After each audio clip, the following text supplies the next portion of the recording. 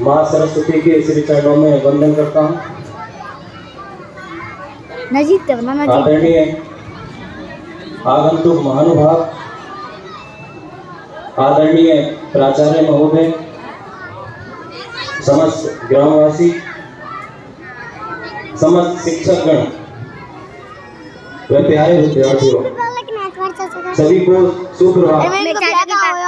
अभी मेरे चाचा की शादी ना हुई। सभी को सुप्रभात। मैं आपसे सुप्रभात बोल रहा हूँ, तालियां बजाने के लिए नहीं कह रहा हूँ।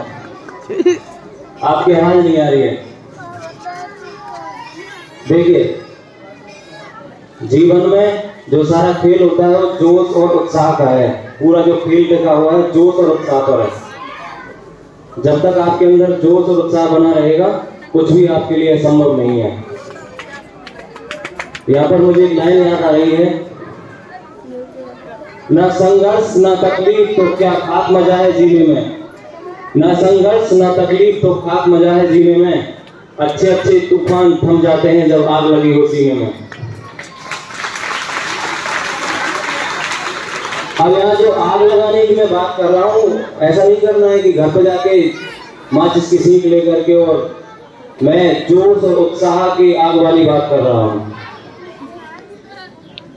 देखिए, आज सबसे पहले मैं जो हम जिस स्वतंत्र हवा में सांस ले रहे हैं, उसका श्रेय जाता है हमारे देश के स्वतंत्रता सेनानियों को, जिन्होंने अपने प्राणों का बलिदान देकर के हमारे देश को आजाद कराया। हमारे मेरे पापा 75 साल हो गए हैं और हम 76वां स्वतंत्रता दिवस मना रहे हैं। तेरे पापा है ना, पूछेंगे तेरे पापा बैठे हैं। आप लोगों के साथ शेयर करना चाहूँगा कि 15 अगस्त और 26 जनवरी को जो मनाते हैं, फहराते हैं, तो क्या अंतर है? क्या कोई विद्यार्थी मुझे बता सकता है? 15 अगस्त को हम झंडा कैसे फहराते हैं और 26 जनवरी को कैसे फहराते हैं? कोई भी विद्यार्थी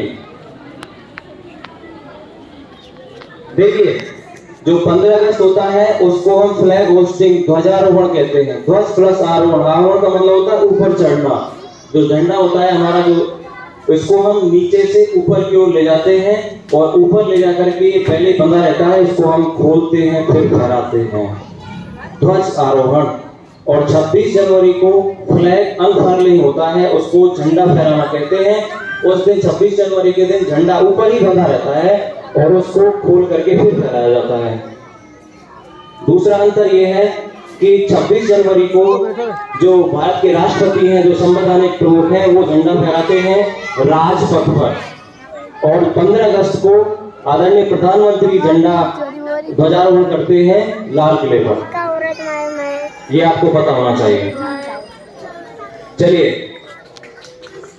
अब आपके साथ एक शिक्षा के महत्व की जो कहानी है, मैं प्राचार्य महोदय में अनुमति लेना चाहूंगा कि लगभग मुझे 15 से 20 मिनट लगेंगे। कहाँ कितनी छोड़ रहा है ये सब? तो मैं बोल सकता हूँ, आपसे अनुमति लेना चाह रहा हूँ। 21वां नंबर है अपना, 15 मिनट, 22वां ज्योति हर को है। ठीक है। देखिए, शिक्षा के महत्व की एक छोटी सी कहानी है, उसको बताता हूँ। एक बार एक राजा था, चुप। तो वो जंगल में गया था शिकार करने। तो जंगल में क्या हुआ कि बारिश आ गई बहुत जोर से, तो वो अपने जो मंत्री थे उनसे बिछड़ गया। अब वो उनको ढूंढ रहा है, वो मिल नहीं रहे हैं। रात हो गई, वो ढूंढता एक गांव के पास पहुंच गया। वहाँ 3 बच्चे खेल रहे थे। उन बच्चों से उसने कहा कि भाई, मैं ऐसे ऐसे राजा हूँ और मैं ऐसे बिछड़ गया हूँ, तो मुझे बहुत जोर से भूख और प्यास लगी है, कि आप मुझे घर से खाना और पानी ला सकते हो? तो वो बच्चे तीनों भाग करके गए और उसके लिए खाना और पानी लेकर के आ गए। उनके उत्साह और प्रेम को देख करके वो राजा बड़ा खुश हुआ। तो राजा ने उनसे कहा कि चलो मांगो, क्या मांगते हो? जो भी तुम्हारी इच्छा है पूरा करूंगा। पहला बच्चा बोला कि राजा साहब, मुझे धन चाहिए। मैं बहुत गरीब हूँ, मैंने कभी धन पैसा नहीं देखा है, अच्छे कपड़े नहीं पहने हैं, तो मुझे बहुत सारा धन चाहिए। राजा ने कहा ठीक है, तुम्हें धन मिल जाएगा। दूसरे बच्चे ने कहा कि राजा साहब, मुझे बड़ा बंगला और गाड़ी चाहिए, मैं उसमें अच्छे से रहूंगा। राजा ने कहा ठीक है, वो भी मिल जाएगा तुम्हें। तीसरा जो बच्चा था, उसने कहा कि ना तो मुझे पैसा चाहिए, ना धन और बंगला चाहिए, मुझे चाहिए शिक्षा, मुझे अच्छी शिक्षा चाहिए। राजा उस बच्चे के उत्साह को देख करके बड़ा प्रसन्न हुआ, उसकी सारी शिक्षा की व्यवस्था राजा ने कर दी और वो बच्चा बड़ा मेहनती था। उसने बहुत मेहनत करने के बाद वो बहुत बड़ा विद्वान बन गया और उसने राजा ने उसे अपने राज्य में मंत्री के पद पर स्थापित कर दिया। अब राजा के एक दिन मन में आया कि यार जो तुम्हारे मित्र थे तो उस समय जो मिले थे मुझे बच्चे के रूप में, वो कहाँ हैं, उन्हें एक बार खाने पर बुलाओ। तो उसने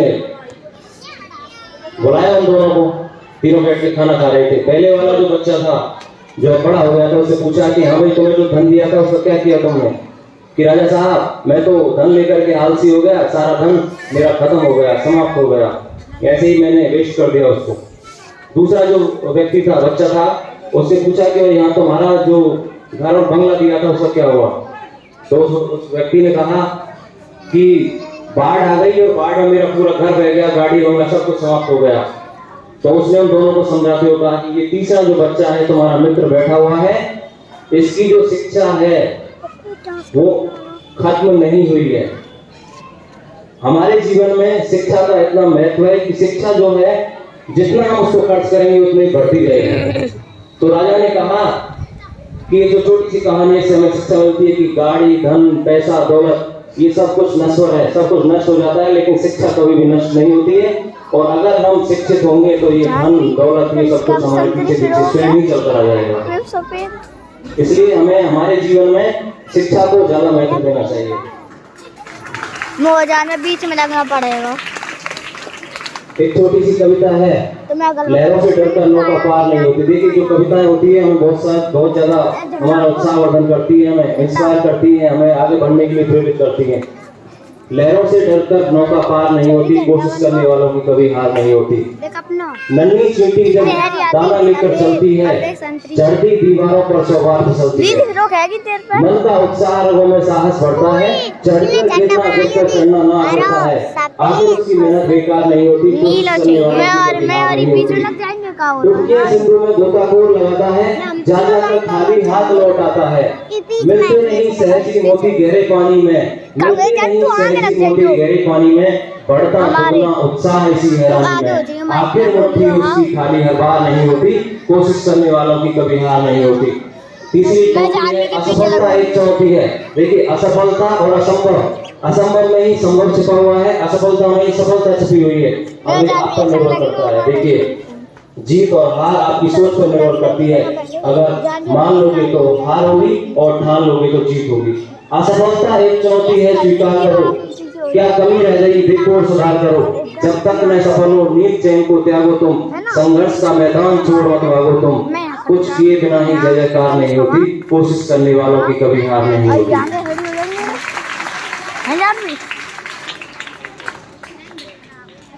अब मैं यहाँ पे खड़ा हुआ हूँ, आपको ऐसा लग रहा होगा कि यहाँ पर पहुंचने के लिए ईश्वर, मेरे परम पूजनीय माता पिता व मेरे गुरुजी जो हैं उनका आशीर्वाद मेरे ऊपर रहा है जो मैं यहाँ पर पहुंचा हूँ। मैंने 6 बार JRF और जो अच्छी रैंक से ऑल इंडिया दूसरी रैंक, तीसरी रैंक, चौथी रैंक के हिसाब से किया है और 4 बार नेट किया है। और केंद्रीय विद्यालय संगठन में मैंने पूरे भारत में 7वीं रैंक मेरी आई थी टोटल 15 सीट में से। सेकंड ग्रेड में मैंने 176वीं रैंक ऑल राजस्थान की कैटेगरी में मेरी 4थी रैंक थी। फर्स्ट ग्रेड में मेरा सिलेक्शन हुआ है। देखिए एक बार अगर आपने अच्छी मेहनत कर ली तो कोई दुनिया की ताकत आपको रोक नहीं सकती है। सिलेक्शन तो ऐसे आते जाएंगे कि आप उनको ऐसे फेंकते जाओगे जैसे पत्थर फेंकते, ऐसे सिलेक्शन आपका होता जाएगा। यहाँ पर मुझे धर्मवीर भारती के अंतर्युग से कुछ पंक्तियां याद आ रही हैं कि जब भी कोई भी मनुष्य अनासक्त होकर चुनौती देता है इतिहास को, तो नक्षत्रों की दिशा बदल जाती है। नियति नहीं है पूर्व निर्धारित, उसे हर क्षण बाण निर्णय बनाता है, मिटाता है। पहले से ही कुछ फिक्स नहीं है, अगर इंसान चाहे तो वो कुछ भी कर सकता है। लक्ष्य कोई बड़ा नहीं, जीता है जो बड़ा नहीं। जो व्यक्ति डरता नहीं है वो निश्चित और जब मैं पढ़ता था तो मेरे सामने एक पंक्ति हमेशा रहती थी जो मेरे जीवन की सबसे अच्छी पंक्ति मुझे लगती थी, जयशंकर प्रसाद के प्रेम पथिक से। इस पथ का उद्देश्य नहीं है शांत भवन में टिक रहना, किंतु पहुंचना उस मंजिल पर जिसके आगे राह नहीं। उस मंजिल तक जाना है जिसके आगे राह ही समाप्त हो जाती है। मुझे अच्छी तरीके से ध्यान है, जब मेरा सिलेक्शन हुआ था तो मैं यहाँ पे आया था, तो उस समय आदरणीय प्राचार्य थे सतीश चंद्र खत्री सर, जिनसे मैं गोपीनाथ स्कूल में पढ़ा हुआ था। तो मैं उस समय यहाँ पे कह के गया था कि कॉलेज लेक्चर में मैं पास होके दिखाऊंगा, अच्छी रैंक से पास होके दिखाऊंगा। मुझे यहाँ पे 1 महीने का समय मिला था और मैं फिर यहाँ पर सार्वजनिक रूप से घोषणा कर रहा हूँ। ये मेरा कोई अभिमान नहीं बोल रहा है, ये मेरा आत्मविश्वास बोल रहा है कि अगर मुझे 3 महीने का समय दे दिया जाए तो पूरे राजस्थान में कोई ऐसा व्यक्ति नहीं है जो मुझे पीछे खिसका सके। पहली रैंक मेरी ही आएगी। अब सोच लो आप, पूरे राजस्थान की बात कर रहा हूँ मैं, और इतना आसान काम नहीं है। जो पानी से नहाता है उसे व्यवहार बदलता है, लेकिन जो पसीने से नहाता है वो पूरे इतिहास को बदल कर रख देता है। यहाँ पर थोड़ी कुछ पंक्तियां और मैं सुनाना चाहूंगा। रामधारी सिंह दिनकर की रची रची से मुझे कुछ पंक्तियां याद आ रही हैं।